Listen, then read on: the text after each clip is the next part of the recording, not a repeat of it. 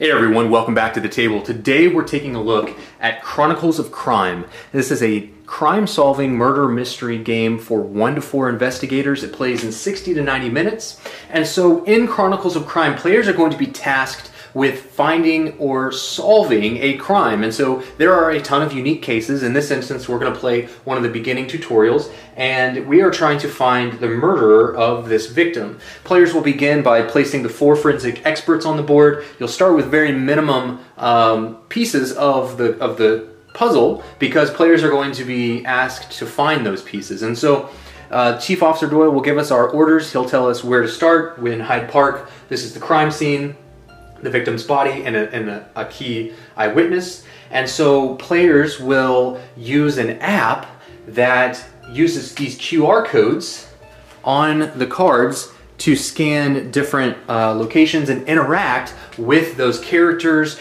or with the evidence items that players collect, and so on. And so what I'm going to do in this overview is just show you very quickly a few things that you can do, but I'm actually going to talk you through it while running it on screen. And so I want to go ahead and take you through what it looks like on the app, and you'll see me on the table doing a few things, but more importantly, you'll see on the screen that I've actually added the video of what I'm doing. So we're in Scotland Yard, and we'll talk to Police Chief Doyle, who's going to tell us a few things, collect clues, and show them to suspects to make them spill it. So we'll come up to Hyde Park, and tells us about the victim's body and the witness that we can interrogate, and it adds time. Now, time is not your friend. Whenever you make a scan of a QR code in the game, whether it's evidence or interrogating or using one of your forensic experts, time is added. And whenever you move to different locations, time is also added. So you are racing against time to score the best you can. That is how your final outcome is scored, based on obviously collecting all of the data, all the evidence, and then based on your time. Now, it's not as simple as just finding the murderer to this victim. There are a lot of other questions that must be answered. You'll need to find a motive behind it. You'll need to figure out relationships between characters, and that is the criminologist can help you piece that together. You'll need to find the murder weapon. There may also be a few twists that the game throws in that you weren't quite expecting, and I won't tell you about those, but just keep in mind that could happen. And so we will talk to the gardener, and he's going to tell us a few things. So the first thing we should do is that we should go ahead and search for clues. So you'll see here, we'll search for clues. Now, at this point, you could add the VR glasses to your phone, and you could hit to play with the VR glasses. For this overview preview, we're just going to do without, and it's going to add us in panoramic view. Now, the player that investigates the scene is going to have 40 seconds to describe everything that they're seeing at the crime scene, and players will find the corresponding evidence that is being described. So in this case, we see that there is a doll. We see games and toys. We also see a handbag. All right, there is a shovel. Looking around, we have the victim's body, and there is books and papers. So we have books, there was blood, and so we could add that. We didn't see any high-tech devices, and then players will describe all this, and then we will find those pieces of evidence. At that point, players would then load this evidence into the game app. And so let's go ahead and load the games and toys. It's going to tell us that we found a doll, which is a piece of evidence. We found a clue.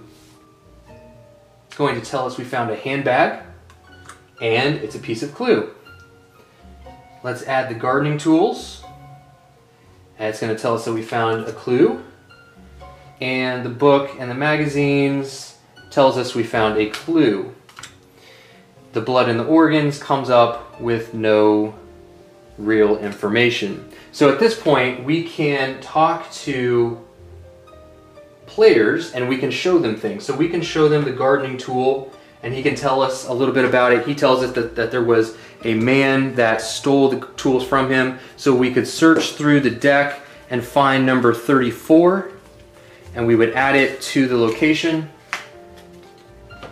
And then players should also use the evidence that they found, and they should talk to the forensic experts. So we'll go to the scientist, and we'll have her analyze the gardening tools.